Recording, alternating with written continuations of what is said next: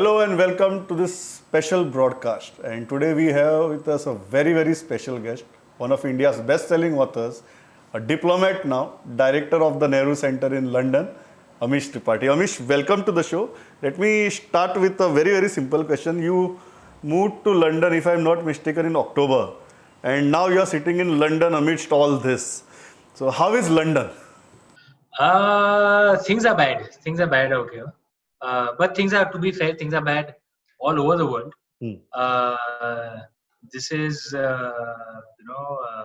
something that most of the world has not seen in living memory.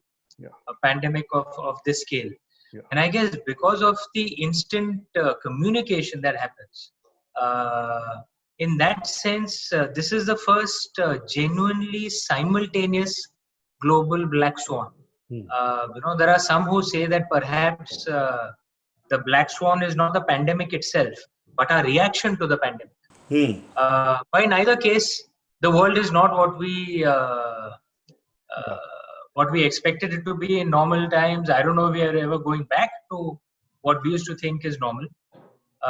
Let's see how things play out. How is India looking from there? Well, at least till now, India has managed things quite well. Yeah. So on a per capita basis, India is ranked 125 among countries in terms of COVID infections and deaths. Our mortality rates are actually among the lowest in the world. And considering that this has been done in a country, let's be honest, we are a poor country. Yeah. Our health infrastructure is certainly not up to the standards and scale that exists in the richer parts of the world. But we've managed it reasonably well. But one can't deny the downside of that is the economic devastation. Yeah. And I'll say once again, we are a poor country.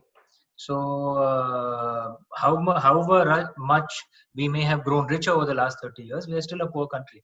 So how do we manage the fallout now economically? That to me appears like the biggest challenge for all of us collectively as a nation. But we should step back and and be grateful for how the entire country, all political parties, all governments have come together to manage what is a very difficult, unprecedented in living memory scenario. One simple question is, our life has become stranger than fiction right now. So how do you think fiction writing will change after this? One of the things I've always said, that one of the strange things of fiction is the difference between fiction and life, real life, is that people expect fiction to make sense. Real life usually doesn't make sense. People accept it. So, भाई I mean the kind of world we are in, किसने सोचा था यार ये मैं Oxford Street जाता हूँ यहाँ पे, it's completely empty. Who would have thought something like this? It's a bizarre situation. It's like a bad Hollywood disaster movie that we are stuck in.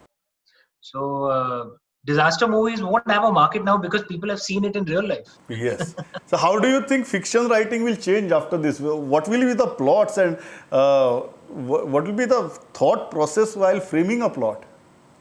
Oh, good question, yeah, Pramod.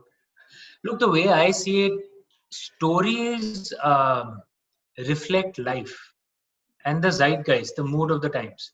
So any fiction writer uses fiction often, especially if they're philosophical writers. They use fiction to communicate philosophies that perhaps may be relevant at that time. I do that with my books. You've noticed many of them, because I know you read at a deeper level. You don't just read the story, you read into the philosophies as well. So my stories may be set 4,000 or 5,000 years ago, but I speak of philosophies that I think have relevance in today's time. So if you think of it from that perspective, I think the mood of the times itself will change because of this pandemic, which will then reflect in the kind of philosophies that may be reflected in those fiction books. And I think, for example, this pandemic will get many people to take a step back and reevaluate their own lives. Right? I think many people may become far more. I think traditions may be rediscovered. People may realize the strength of community, of spirituality. I think India will go in that direction. Traditions will be rediscovered. Communities will become stronger. Because we realize that in a crisis time like this, if we are alone, things will be difficult for us. So we realize the strength of that comes to us with community. Right? Will that come This is from one that? route. Right? Yeah. Yeah, go ahead, go ahead. No, I'm saying this is one route that could happen. The other route that could happen could be like the Roaring Twenties. You know, in America in the Roaring Twenties, because the First World War happened, 1914 to 1919, and then the Spanish flu, which killed approximately 50 million people. Yeah. 50 million people in a far smaller population, right, at that time. And some sociologists say that that led to the Roaring Twenties in the West. You know, drugs, hedonism, free sex, booze, everything, alcohol, because the attitude was anyway marna hai, you know, maut ko itne kareeb se dekha hai, might as well enjoy life, pata nahi kab mar jaye. So we could go in either direction, right? You could rediscover spirituality and traditions, or you could go down completely on hedonism and drugs. And so I don't know which way West will take. Will it take the route of hedonism or spirituality? I suspect India, though, will take the route of spirituality and traditions. We will rediscover it, I think. One important question is you've written a lot about our mythology. Your research is humongous when it comes to our history and mythology, and your mythological fictions are one of the best that anybody has ever read anywhere in the world. So when you look back at that research, when you look back at those learnings, what does that ancient mythological historical wisdom of our land tell us in these times? In such times, Yeah. I think one of the key things is the importance of the environment. You notice in India, for any politician to make the case, to make an environmental case, is not difficult at all, because Indians don't see the environment as a resource to be exploited. We see it as a mother to be worshipped, right? So our entire approach to the environment is different. Now, think about it from one perspective. The last few months may appear as the worst time for humanity in some ways, right? But for Mother Nature, for animals, for rivers, for the air, for the forest, it's probably the best time in the last 100 years, right? Pollution levels have come down. Animals are not being killed in those tremendous areas. Rivers have cleaned up. So is there is a philosophical way to look at it could also be that maybe this is Ma Prakriti's way to teach humanity some sense of balance also. And I think that is something that comes in the intrinsic Indian way. Ati sarvatra varjay, that excess of anything is not good. Yeah. Which means excess of consumerism is also not good. I'm not saying we should shut everything and go back to the jungles. No, I'm not suggesting that.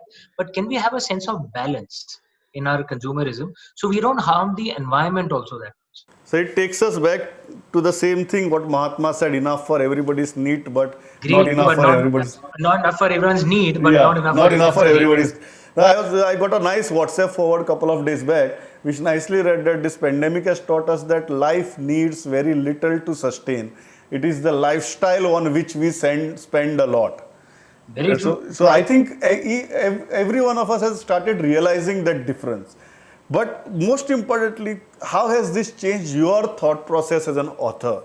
When you look at life now, when you look at probably your next book, how has this changed? Because we are living something unprecedented. These experiences are completely new to us. Our thought process has never encountered anything like this. How has it changed you as an author? I think some of the ideas and thoughts that I have got reinforced with this pandemic. I genuinely believe that India, our ancient culture, Mother India's ancient culture, has a lot to add to the world, not just to us. So I don't speak of reviving our ancient culture just for the good of us Indians. I think it'll be good for the entire world. And there are some things which strike me, which we should speak of. For example, yoga has become popular. in the West now. And fortunately, after many years, we have, initially we weren't even taking ownership. Now, because of Yoga Day, I'm glad the government has done it over the last few years. Because of Yoga Day, at least everyone in the world knows that yoga is India's contribution to the world. We are happy with everyone using it. We are not demanding any IP or copyright fees or anything. But it should be acknowledged that it's India's contribution to the world. But along with yoga, another thing that comes along with it is pranayam, breathing exercises, right? Which is not that well known. Now, if you think about it, COVID, the Wuhan coronavirus, is essentially causes a respiratory disease, right? COVID is a respiratory disease. Pranayam is the perfect, and there's no cure for it. So you can only strengthen your body to handle that disease, fight that disease when it comes. Pranayam is the perfect exercise for it. Because what is pranayam? If we don't go into the deeper metaphysical things of energy flow, pranayam is about strengthening your respiratory system. So it's a perfect thing that we should share with the world.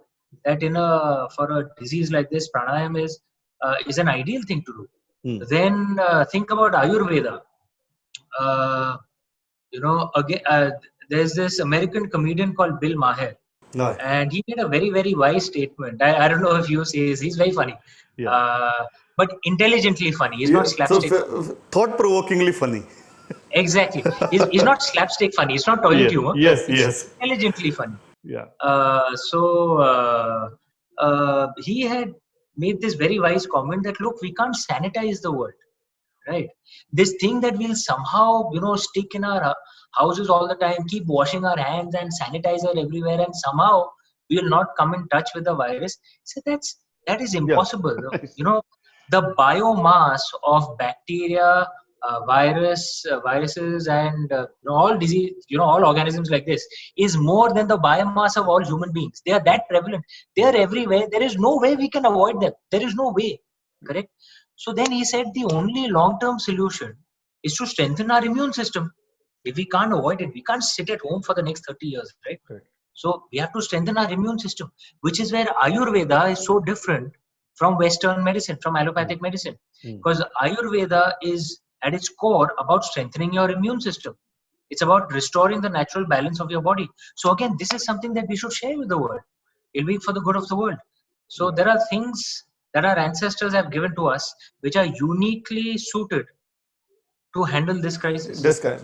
You also spoken recently about how our generation has been lucky. We have not seen wars. We have enjoyed peace for most of our lifetime, and probably this is the biggest crisis of our generation. Do you seriously feel so? From the magnitude of the crisis is gone up from the Second World War to a pandemic level scale? I will answer this carefully. if one thinks a little honestly, and I'm not belittling every death is a tragedy. And to those who have lost loved ones, no one can belittle of course it is. Yes. So one is treating that with as much seriousness. But if one looks at it, if one takes a step back and looks at it not as a personal tragedy but as data, right? Then the number of deaths compared to the total population is significantly lower than previous pandemics that the world has suffered, that humanity has suffered, including the Spanish flu. India lost some 18 million people, 18 million during the Spanish flu. And remember, that coincided with the World War I, which took another, I think, 15 to 20 million people. 15 to 20 million plus 50 million which died worldwide because of the Spanish flu. Think of the death toll, right, compared to the population at that time. At this time, the death toll, it is extremely painful and tragic, but it is relatively low compared to our population. And one of the things that comes down... I think the fallout has been more economic and psychological rather than physical. Exactly. But, I always say, look, we can always see every situation negatively or positively. If you look at it positively, what this shows is the human capacity to fight pandemics such as this has improved. relatively fewer people have died as None of compared us to had previous ever pandemic. thought that we can lock ourselves in our homes for 2 weeks, 3 weeks, 4 weeks, and just fight this out and call ourselves that we are trying to break the chain of transmission. I said, we never even thought in our wildest dreams that the world True, can do that. true, Yeah. true. So I am saying that what I'd like to say that one is not belittling the crisis, but compared to, if you just look at pure data, Hmm.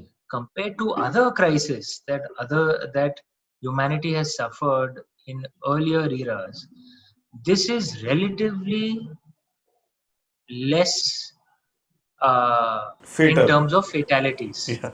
So we should bear that in mind. Hmm. And there is a reality of death. Everything that is born will die. That is Yeah. a reality. Hmm. Uh, at some levels, look, we have to do the best that we can, Hmm. but we have to continue living. Uh, we can't keep the economy shut down forever because the people who suffer most are the poor. Yeah. Uh, we have to realize that we are extremely lucky if we can stay at home for 2 months and we don't have a short. If we are among the privileged people who are not having a shortage of food or electricity, which means we have the capacity to help others, Hmm. and we should. You know, Uh, it's as Paripala Durbalam, as Lord Ram's line was. It's a duty of the strong yeah, to to protect the protect the weak. weak. Yeah. One important thing, now we are all talking about Atmanirbharta. Now, when we look at Atmanirbharta, is this somehow at a subconscious level making us deglobalized? Our outlook towards looking at the world is very local. We will try to grow our own things. We will try to create our own supply chains or our own manufacturing units. Is it subconsciously, psychologically making us deglobalized? Uh, I'll come to what I think perhaps Prime Minister Modi ji was trying to say when he spoke of Atmanirbhar. But prior to that, look, the era of unfettered globalization is over, and that's not because of the decision of any country. That's because of the pandemic that has happened. Hmm. Uh, Large part of why the pandemic has affected so many people is because of widespread travel, international travel, because of unfettered globalization. The economic impact has been because of the global supply chains, much of which passed through China. So the era of unfettered globalization is over, and this is a global dynamic. I don't think any individual country is taking a decision on this. We are reacting to it. Yeah. This is a thing that has But happened, are and we when becoming de-global yeah, at a having subconscious said, level? it is it's a dynamic that is happening. So I won't say that India is driving it. India is reacting to a dynamic that is happening in any case, because the the risks of unfettered globalization are bearing out clearly now. Okay. So this is a global dynamic. I'm not the point. I hope I hope you get what I'm saying. That Yes, it's not a absolutely. decision India is making. India is reacting to a global scenario that You are has saying happened. that's the only decision we can make right now. We can react to what Yeah. is happening in the world. Having said that, my understanding of what Prime Minister Modi ji was speaking with Atmanirbharta is, look, this is a scenario that is going to be a difficult time for most countries around the world economically. This is going to be a time of intense change. And countries which display grit and toughness will emerge stronger on the other side. And then we can react to the world the way it exists a few years later when the pandemic and its after effects are behind us. If we have to do that, it means that all of us individually, all of us Indians have to be tough, Yeah. because it's India is a relatively poor country with low state capacity. But I can tell you that even in richer countries with much higher state capacity, this is a scenario where the government cannot manage everything, because like entire supply chains have, like, let me tell you a simple thing. When the lockdown was was announced in the UK, for a week, 2 weeks, there were no eggs available, in London. Now, the reason for that was not that poultry farms had shut down. Poultry farms are there in the UK. But the smaller egg packets, which is for retail sales, used to come from France. The bigger egg packets, which used to come, which are sent to restaurants, were manufactured in UK. Now, no one knew this. Okay, now I'm just giving you a small example. But we discovered it only because of the lockdown happened. Now, the present economy is so complex, okay, that it is impossible for any government to think of every single detail. It is impossible. In a poor country like India, it's impossible. In a rich country like UK, US, it is impossible to expect it. So if a country has to emerge stronger on the other side of this crisis, what does it need? It needs tougher individuals. That we will individually have grit. That we will support each other.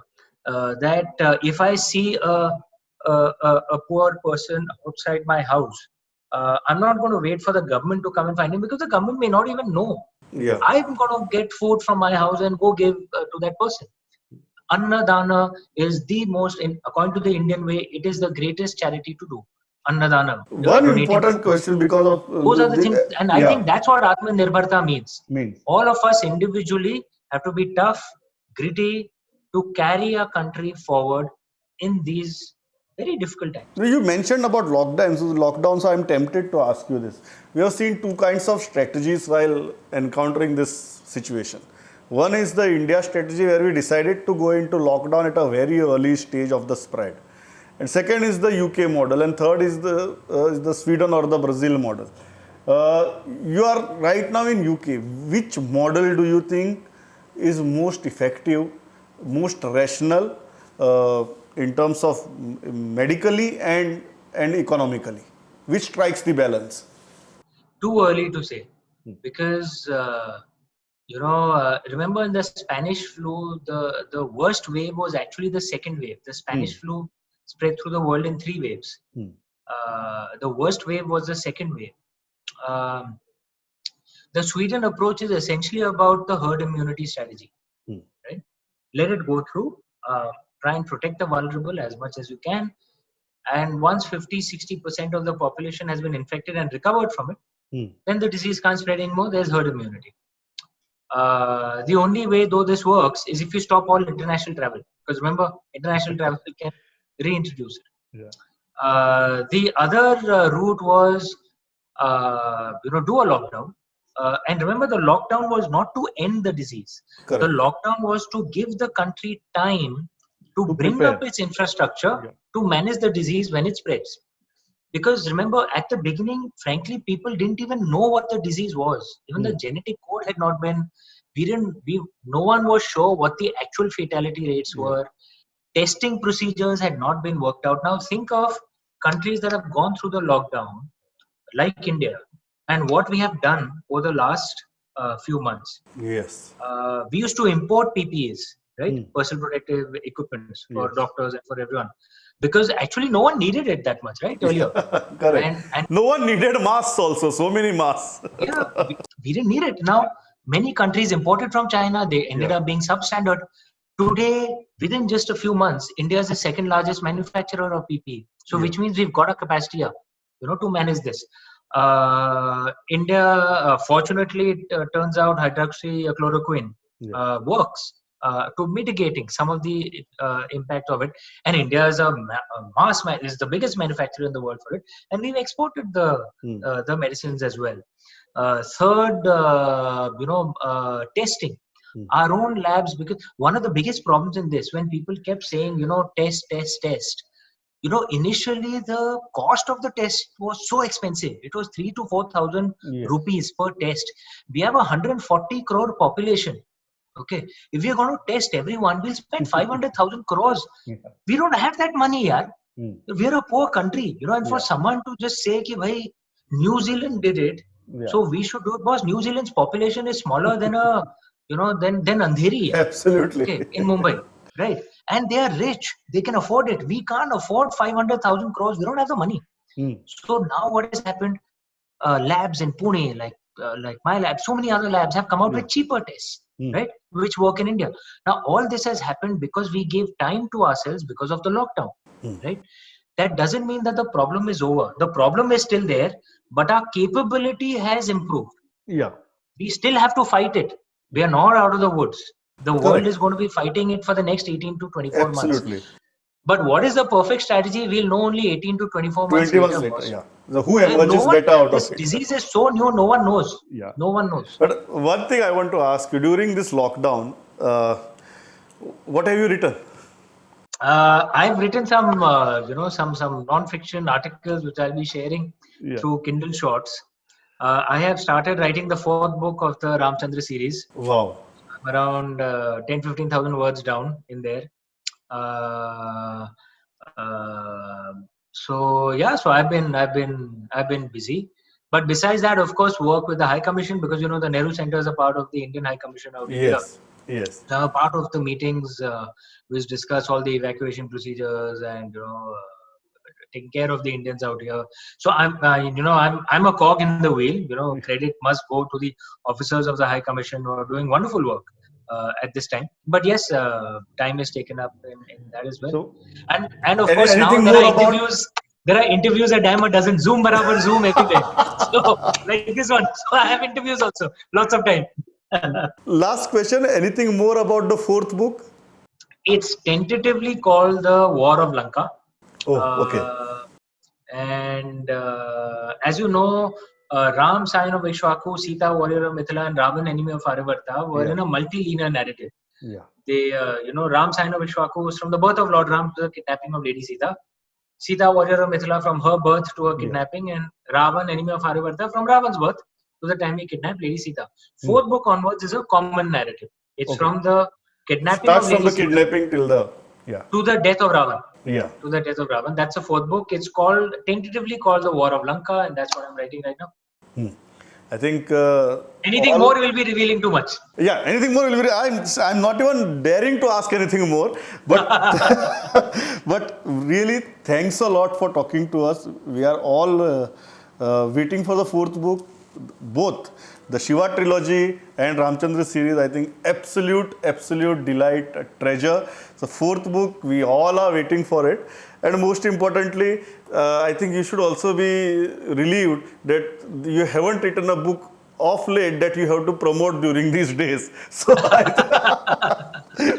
this is a good time to research and write a new book rather than promoting the one that you have already written. So, thanks a lot for talking to us. We shall talk again probably in a month's time and analyze the situation further. But thanks a lot for talking to us. Pleasure talking to you.